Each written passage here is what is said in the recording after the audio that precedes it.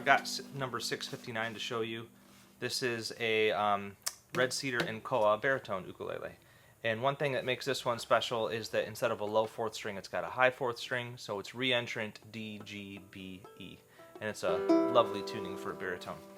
So this piece of koa for the back and sides, I've been saving this for at least 10 years. And I always saved it because it was baritone size. I've just been waiting for somebody to ask for one. And it's obviously got some really beautiful dark brown streaks to it that I've never really seen before.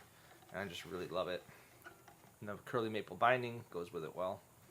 It's got a red cedar top, and you can see it's got the bird's foot purfling as well, which I think looks awesome.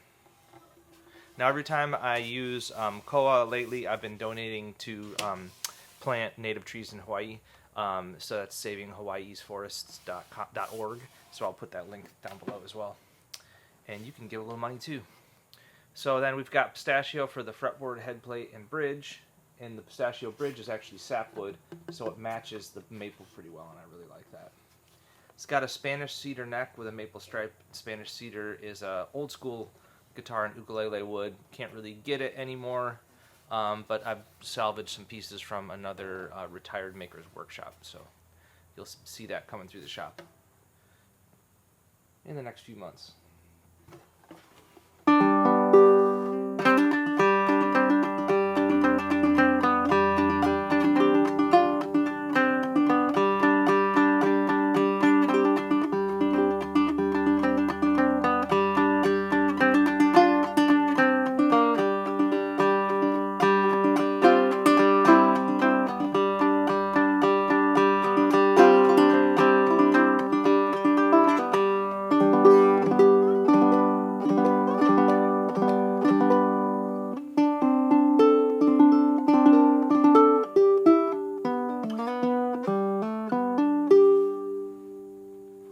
Yeah, it's really fun. It's a great instrument.